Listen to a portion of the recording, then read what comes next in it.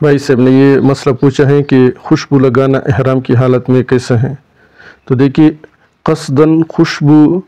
लगाई जाए या भूल कर इरादे से या बिला इरादा ज़बरदस्ती से या खुशी से खुशबू अगर लगाई, हर सूरत में इसकी जो जज़ा हैं वो वाजिब होती हैं। इस तरह ihram की हालत में खुशबू का इस्तेमाल बदन, लुंगी, चादर, बिस्तर और सब कपड़ों में ममनू है। इस तरह खुशबूदार खिसाब या दवा, तेल लगाना या किसी खुशबूदार चीज़ से बदन और बालों को धोना या खाना पीना, ये सब ममनू हैं। मर्द और औरत दोनों के लिए खुशबू का इस्तेमाल ihram की हालत में नाजायज़ हैं। अब मसला एक आकिल बालिग मुहरिम ने किसी सारे बड़े उज़्व जैसे सर, पिंडली, चेहरा, दाढ़ी, इस तरह रान, हाथ, हथेली वग़ैरह पर खुशबू लगाई या एक उज़्व से ज़्यादा पर लगाई तो दम वाजिब हो गया। एक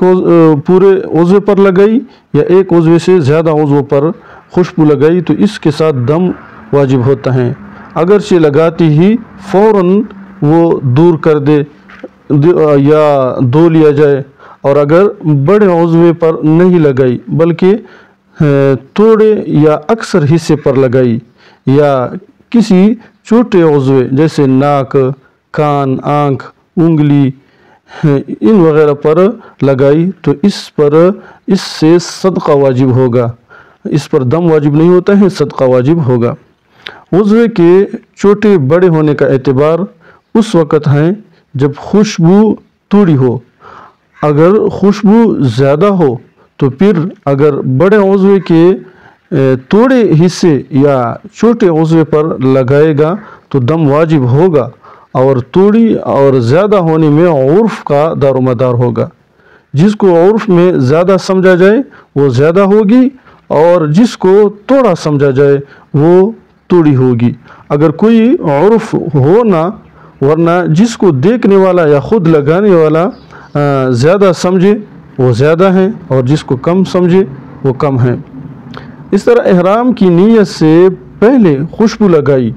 और फिर किसी दूसरे उज़्व पर लग गई तो कोई जज़ा वाजिब न होगी, और उसका सूंघना भी मकरूह नहीं है। ihram की नीयत से पहले अभी तक उसने ihram की नीयत नहीं की।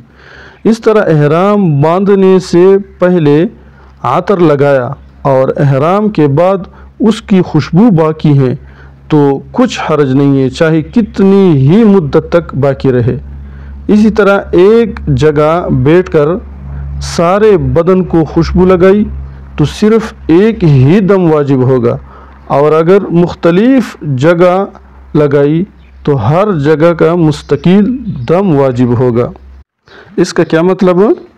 कि एक जगह बैठकर सारे बदन को खुशबू लगी, मतलब आपने ihram बांधा और अपने बिल्डिंग में, अपने कमरे में अपने पूरे बदन पर खुशबू लगाई तो ये इसके साथ एक दम वाजिब होगा। लेकिन आपने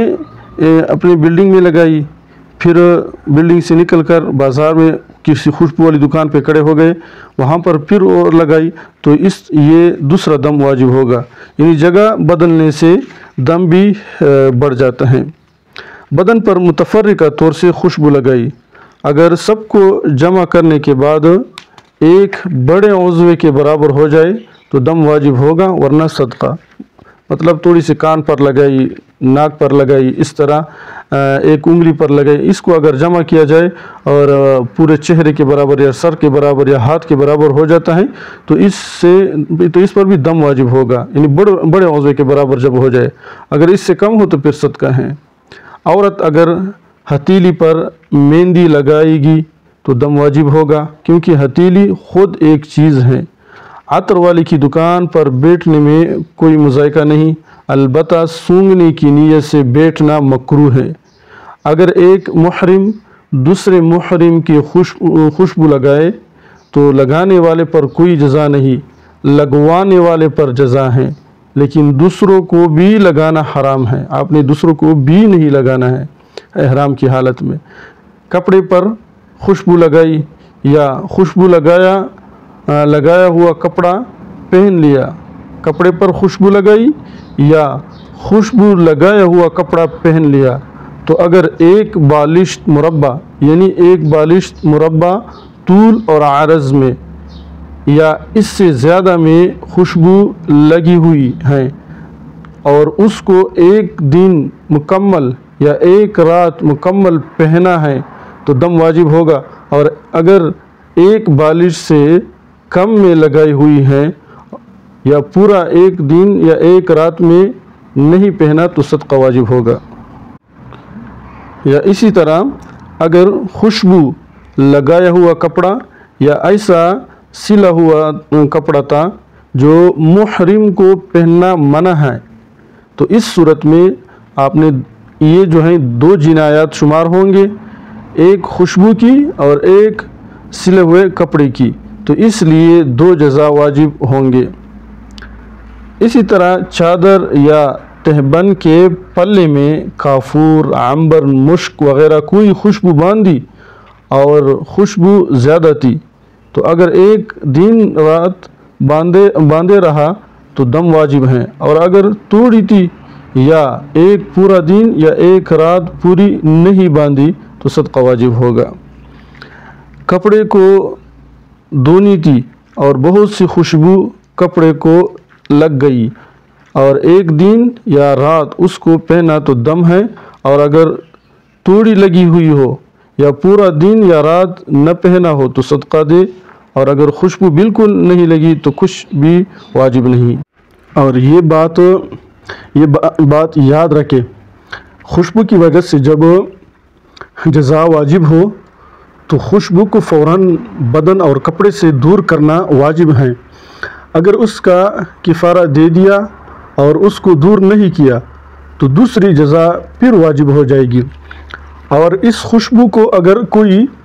गैर मुहरिम शख्स मौजूद हो तो उससे धुलवाए, ख़ुद न धोए या ख़ुद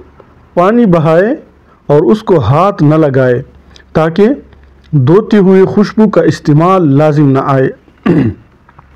इसी तरह अगर बहुत सी खुशबू काई यानी इतनी कि मुंह के अक्सर हिस्से में लग गई खुशबू तो दम वाजिब हैं, और अगर थोड़ी काई यानी मुंह के अक्सर हिस्से में नहीं लगी तो सदका वाजिब हैं। ये उस वक़्त हैं जबकि खालिस खुशबू काई, और अगर इसको किसी खाने में डालकर पकाया तो कुछ वाजिब नहीं अगरचे खुशबू की चीज़ गालिब हो। और अगर पकाया हुआ खाना न हो तो इसमें ये तफसील है कि अगर खुशबू की चीज़ गालिब है तो दम वाजिब हैं अगरचे खुशबू भी न आती हो, और अगर मगलूब है तो दम या सदका नहीं अगरचे खुशबू खूब आती हो लेकिन मकरूह हैं। इस तरह पीने की चीज़ में मसलन चाय, कहवा वग़ैरह में खुशबू मिलाई तो अगर खुशबू गालिब है तो दम है, अगर मगलूब हैं तो सदका है। लेकिन अगर कई मरतबा पिया तो दम वाजिब होगा, यानी खुशबू मगलूब हैं लेकिन आपने वो चाय या कहवा कई मरतबा पी लिया, 1, 2, 3 कप पी लिए तो फिर इससे दम वाजिब होगा। अगर ये थोड़ा सा पी लिया, आधा कप पी लिए तो इससे सदका वाजिब है अगर खुशबू मगलूब है। और पीने की चीज़ में खुशबू मिलाकर पकाने की वजह से कुछ फ़र्क नहीं आता। पीने की चीज़ में खुशबू डालकर ख्वाह पकाया जाए या न पकाया जाए, हर सूरत में जज़ा वाजिब होता है। ये पीने की चीज़ में है, खाने की चीज़ में नहीं। इस तरह अक्सर लोग पान खाते हैं, तो अगर पान में लवंग, इलायची खाना ये मकरूह है, खाने से कोई चीज़ जो है जज़ा वाजिब न होगी। हाँ, अगर खुशबू को दवा के तौर पर लगाया या ऐसी दवा लगाई जिसमें खुशबू गालिब हैं और पकी हुई नहीं है वो दवा, तो अगर ज़ख़म एक बड़े उज़्व के बराबर या इससे ज़्यादा नहीं तो सदका वाजिब हैं, और अगर एक बड़े उज़्व या ज़्यादा के बराबर हैं तो दम वाजिब हैं। इसी तरह एक ज़ख़म पर कई मरतबा खुशबूदार दवा लगाई या اسی جگہ دوسرا زخم اور ہو گیا اور اس پر بھی دوا لگائی، یا اور دوسری جگہ زخم ہو گیا اور پہلا زخم اچھا نہیں ہوا تھا اور دونوں پر دوا لگائی،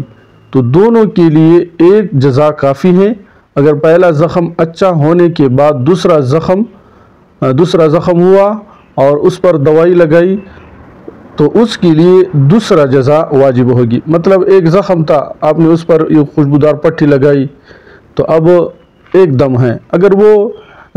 اس کے ساتھ دوسرا زخم نکل آیا اس پر بھی لگائی پھر بھی ایک ہی دم ہے۔ لیکن اگر ایک زخم تھا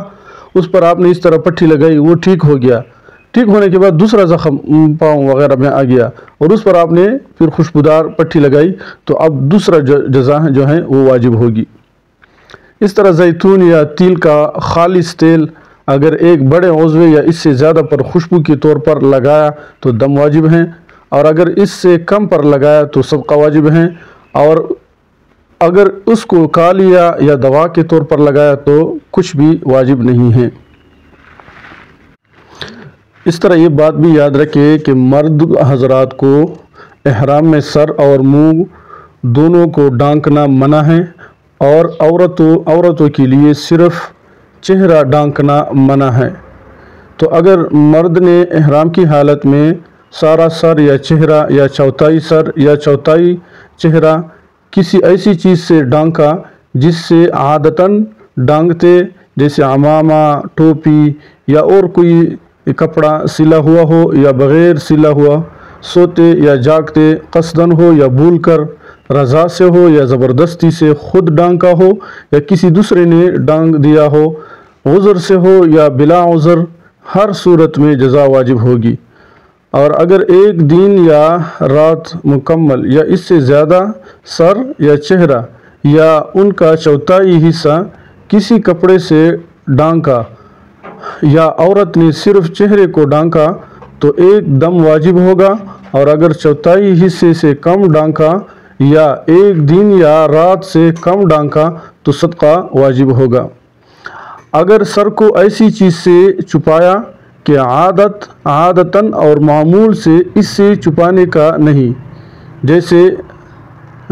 تش پیالہ یا ٹوکرا، پتھر، ڈھیلا لوہا، تانبا، پیتل، چاندی، سونا، لکڑی، شیشہ وغیرہ سارا چھپایا یا توڑا تو اس سے کچھ واجب نہ ہوگا۔ محرم کے سونے کی حالت میں کسی نے اس کا سر ڈھانک دیا یا کپڑا پہنا دیا،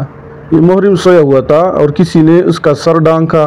دیا یا کپڑا پہنا دیا، تو اگر بلا عذر کہ ایسا ہوا تو دم کا وجوب حتمی ہوگا، اور اگر عذر کی وجہ سے کیا تو اختیاری ہے اور یہ دم پھر محرم پر ہوگا۔ اچھا، یاد رکھیے کہ ناخنوں کا کاٹنا، احرام کی حالت میں ناخن کاٹنا کیسا ہے؟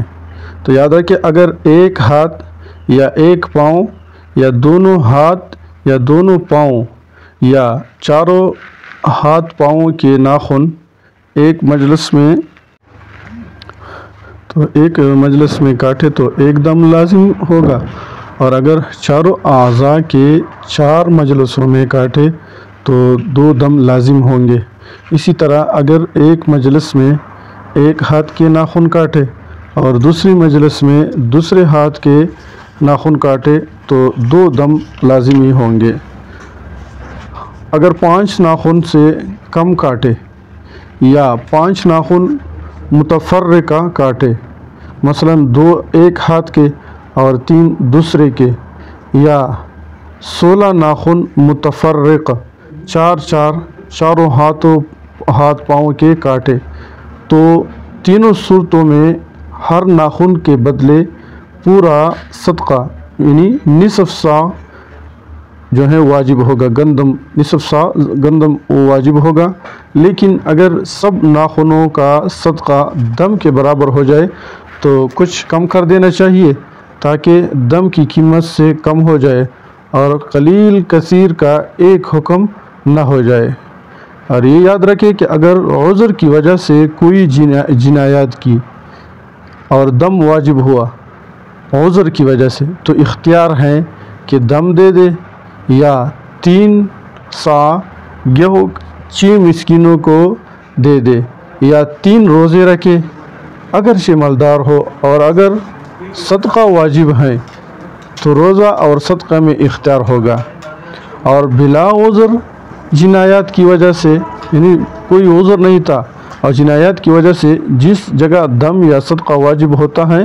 وہ متعین طور سے واجب ہوتا ہے، اس میں روزے رکھنے کا پھر اختیار نہیں ہے۔ جس جگہ متعین طور سے دم واجب ہو اس جگہ دم کے عوض طعام اور روزے جائز نہیں ہوں گے۔ شرعی عذریہ یہ ہے، ہر قسم بخار، یعنی بخار کی وجہ سے، سخت سردی کی وجہ سے، سخت گرمی کی وجہ سے، زخم، اس طرح ہتھیار یا درد تمام سر کا یا آدھے سر کا، سر میں جوئیں کثرت سے ہو جانا، پچنا لگوانا، مرض یا سردی سے ہلاک ہونے کا ظن غالب ہونا، جنگ کے لیے ہتھیار لگانا، دم کو جنایات سے پہلے ذبح کرنا کافی نہیں، بعد میں ذبح کرنا شرط ہے۔ اس طرح یہ بات بھی یاد رکھیں کہ شہوت سے عورت یا کسی لڑکے کا بوسہ لیا یا لپٹا یا ہاتھ لگایا یا صحبت قبل یا دبر کے علاوہ کسی اور جگہ کی یا شرمگاہ سے شرمگاہ ملائی تو دم واجب ہوگا، انزال ہو یا نہ ہوا ہو، حج فاسد نہیں ہوگا۔ اگر عورت کی طرف سے شہوت سے دیکھ لیا یا دل میں تصور کیا اور انزال ہو گیا یا احتلام ہو گیا تو کچھ لازم نہیں ہوگا لیکن غسل واجب ہوگا۔ اس طرح اگر ہاتھ سے منی نکالی یا کسی جماع کیا یا مرد عورت سے یا ایسی چھوٹی لڑکی سے جو قابل شہوت نہیں ہے اور اس کے ساتھ جماع کیا تو اگر انزال ہو گیا تو دم واجب ہے، ورنہ کچھ واجب نہ ہوگا اور حج فاسد نہیں ہوگا۔ اگر آدمی سے قبل یا دبر میں جماع کیا اور حشفہ غائب ہو گیا، سونے کی حالت میں یا جاگنے کی، اور خوشی سے یا زبردستی سے، عذر سے یا بلا عذر سے، قصدن ہو یا بھول کر، انزال ہو یا نہ ہو، یا عورت نے آدمی یا جانور وغیرہ کا ذکر کاٹا ہوا اپنے فرج میں داخل کر لیا اور وقوف عرفہ سے پہلے یہ فعل کیا، مطلب ذکر کو اندر کیا، تو حج فاسد ہو گیا اور دم واجب ہوگا۔ اگر عورت اور مرد دونوں محرم تھے تو دونوں پر ایک دم واجب ہوگا اور بکری کافی ہوگی، اور باقی افعال حج مثل حج صحیح کے ادا کرنے ہوں گے، اور ممنوعات احرام سے بچنا ضرور ہوگا۔ اگر کوئی جنایات ہو جائے گی تو اس کا کفارہ واجب ہوگا اور آئندہ سال حج کی قضا واجب ہوگی، اگرچہ حج نفل ہی ہو، یعنی وہ ابھی جو حج کر رہا نفل کیوں نہ کر رہا ہو، اور بلا افعال حج کے ادا کیے احرام سے نہیں نکلے گا۔ آئندہ سال قضا میں زوجہ سے جدا ہونا واجب نہیں، لیکن جماع میں مبتلا ہونے کا خوف ہو تو احرام کے وقت سے علیحدہ ہو جانا مستحب ہے۔ اس طرح یہ بات بھی یاد رکھیں کہ اگر وقوف عرفات کے بعد سر منڈانے اور اس طرح طواف زیارت کرنے سے پہلے، ابھی آپ نے سر نہیں منڈایا اور طواف زیارت بھی نہیں کیا، طواف زیارت اور سر منڈانے سے پہلے جماع کیا تو حج فاسد نہیں ہوا، لیکن اس پر ابو بدنا یعنی ایک اونٹ یا گائے کی قربانی واجب ہوگی، بکری جو ہے وہ کافی نہیں ہوگی۔ ہاں، اگر سر منڈانے کے بعد طواف زیارت سے پہلے یا طواف زیارت کے بعد سر منڈانے سے پہلے جماع کیا تو بکری واجب ہو گئی اور حج فاسد نہ ہوگا۔ طواف اور سر منڈانے کے بعد جماع کرنے سے پھر کچھ واجب نہیں ہیں۔ اسی طرح سر منڈانے اور طواف کرنے سے پہلے جماع کیا، اس کے بعد پھر دوبارہ جماع کیا، اور دوسرے جماع سے احرام سے حلال ہونے کی نیت نہیں تھی، تو اگر ایک ہی مجلس میں دوبارہ جماع کیا، یعنی 2 مرتبہ جماع کیا ہے، تو ایک بدنہ واجب ہوگا۔ ایک مرتبہ جماع کیا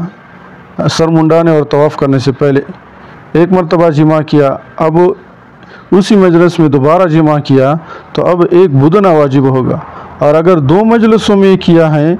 تو اول جماع کی وجہ سے، جو پہلے جماع کیا اس کی وجہ سے ایک بدنہ، اور دوسری مجلس میں دوسرے کے لیے ایک بکری واجب ہوگی۔ اور اگر دوسرا جماع احرام سے نکلنے کے لیے کیا تھا تو صرف ایک بدنہ واجب ہوگا، اگرچہ مختلف مجالس میں ہوا ہو۔ اسی طرح اگر وقوف عرفہ سے پہلے ایک مجلس میں ایک عورت یا چند عورتوں سے جماع کیا تو ایک دم واجب ہوگا، اور اگر کئی مجلس میں ایک عورت یا کئی عورتوں سے جماع کیا تو ہر مجلس کے لیے ایک علیحدہ دم واجب ہوگا۔ اسی طرح اگر قارن نے، یعنی جو حج قران کرتا ہے، اگر حج قران والے نے طواف عمرہ اور وقوف عرفہ سے پہلے جماع کیا تو حج اور عمرہ دونوں فاسد ہو گئے اور دم قران ساقط ہو گیا، اور حج اور عمرے کی قضا اور 2 دم حج اور عمرے کے فاسد ہونے کی وجہ سے لازم ہو گئے۔ اسی طرح اگر حج قران والے نے طواف اور وقوف عرفہ کے بعد سر منڈانے اور طواف زیارت کرنے سے پہلے جماع کیا تو حج اور عمرہ فاسد نہیں ہوا، لیکن ایک بدنہ یعنی ایک اونٹ اور ایک بکری واجب ہو گئی اور دم قران بھی دینا ہوگا۔ اگر قارن نے، یعنی حج قران والے نے وقوف عرفہ سے پہلے اور طواف عمرہ پورا یا اکثر کرنے کے بعد یعنی 4 طواف کے بعد جماع کیا تو صرف حج فاسد ہوا، عمرہ فاسد نہیں ہوا۔ حج کی قضا اور 2 بکری واجب ہو گئی، ایک حج فاسد ہونے کی وجہ سے، ایک عمرے کے احرام میں جماع کرنے کی وجہ سے، اور دم قران ساقط ہو گیا۔ اور اگر سر منڈانے کے بعد پورا یا اکثر طواف زیارت کرنے سے پہلے جماع کیا تو 2 بکری لازم ہوگی۔ اور بعض کہتے ہیں کہ حج کے لیے بدنہ ہوگا اور عمرہ کے لیے کچھ نہ ہوگا۔ شیخ ابن حمام رحمۃ اللہ علیہ نے اسی کی تصویب کی ہے، اور اگر بلا سر منڈائے طواف زیارت کے 4 پھیرے کیے اور بلا سر منڈائے ہی جماع کر لیا تو 2 بکری واجب ہوگی۔ اس طرح عورت اور مرد، غلام اور آزاد کا حکم احرام کی حالت میں جماع کرنے کا یکساں ہے۔ اگر جماع کی حالت میں احرام باندھا تو احرام صحیح ہو جائے گا، جماع کی حالت میں احرام باندھا تو احرام صحیح ہو جائے گا، لیکن حج فاسد ہوگا اور افعال کا پورا کرنا لازم ہوگا۔ مفرد یعنی حج افراد کا کرنے والا، مفرد کا حج اگر فاسد ہو جائے، حج افراد کرنے والے کا حج اگر فاسد ہو جائے تو اس پر صرف حج کی قضا ہے، عمرے کی نہیں ہے۔ عمرے میں اگر طواف کے 4 پھیرے کرنے سے پہلے جماع کیا تو عمرہ فاسد ہو گیا اور ایک بکری واجب ہو گئی۔ تمام افعال پورا کر کے حلال ہو، عمرے کی قضا کرے، اور اگر 4 پھیرے پورا کرنے کے بعد کیا تو عمرہ فاسد نہیں ہوا، لیکن ایک بکری واجب ہو گئی۔ عمرہ کرنے والے نے طواف کے بعد اور سعی سے پہلے، یا طواف اور سعی سے فارغ ہو کر سر منڈانے سے پہلے جماع کیا تو عمرہ فاسد نہیں ہوا، لیکن ایک بکری واجب ہوگی۔ عمرہ کرنے والے نے اگر دوسری مرتبہ مجلس میں جماع